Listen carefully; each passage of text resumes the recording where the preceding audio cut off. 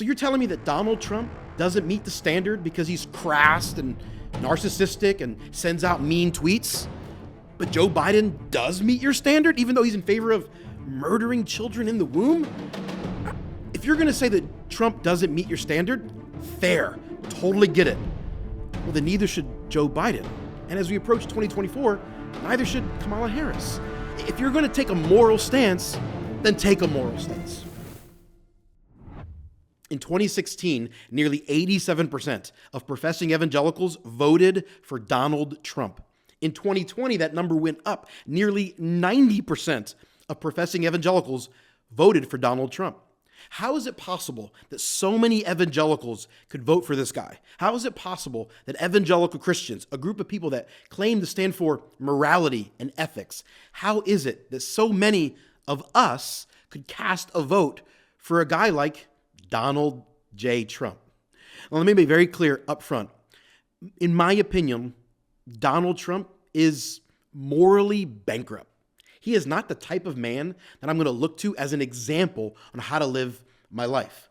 So how is it then so many evangelicals, myself included, how is it that we could vote for this guy? I think it's a really good question, and it's really connected to how you approach voting. Some people think about voting as an endorsement. They would say, listen, I'm not going to vote for this person unless they have a particular moral standard or particular ethical code, unless they live a moral lifestyle. Without that, I'm not going to cast a vote for that person.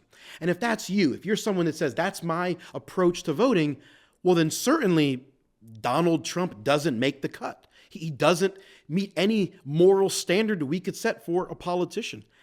And frankly, I totally understand that approach to voting. I think it's appropriate. I think it's totally fair for someone to say, Kenny, I cannot vote for that guy because he is, as you said, morally bankrupt. Again, I think that's a perfectly appropriate approach. But with that in mind, no one makes the cut. There is not a single politician that is likely to meet whatever moral standard or rubric we set forth.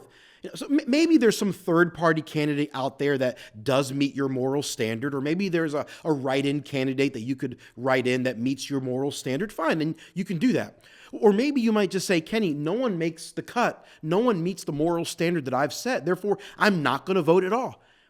I think that's perfectly fair. I think that's an appropriate approach. And if that's the approach you choose to take, I think that's totally your prerogative.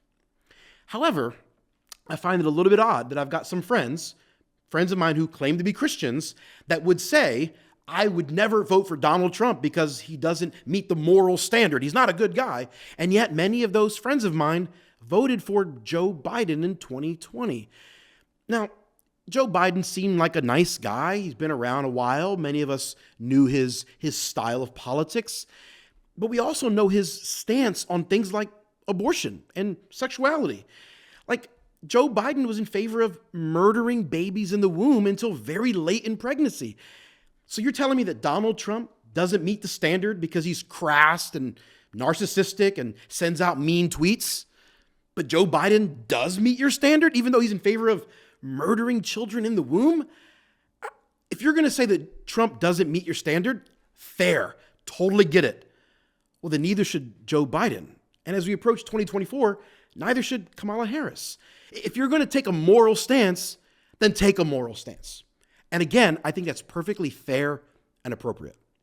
Now, full disclosure, that's not the way I approach politics. I don't have a moral stance or rubric that I think a politician needs to meet. I take a much more utilitarian, pragmatic approach to voting, which not everyone's going to take. And again, I think that's perfectly fine. My position is I'm going to vote for whoever the person is who is most likely to champion the legislation that I find most helpful for our society. There are certain decisions that I want politicians to make. There are certain judges that I want them to put in place. There are certain ideas that I want them to promote.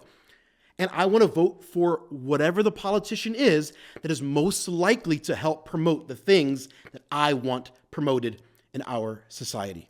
In many ways, to say in a crass way, I'm using a guy like Donald Trump just as much as he's using me as an evangelical Christian. He's using guys like me to get elected, And guys like me are using him to promote the things in our society that we think will help our society. Do I think Donald Trump is a genuine Christian? No, I do not. You may disagree. That's fine. Based on what I observe, I can't go there. I don't think that's the case. Do I think he's a good example of what a man should be? No, I do not. Would I want my daughter to date a guy like Donald Trump? Heck no, I would not.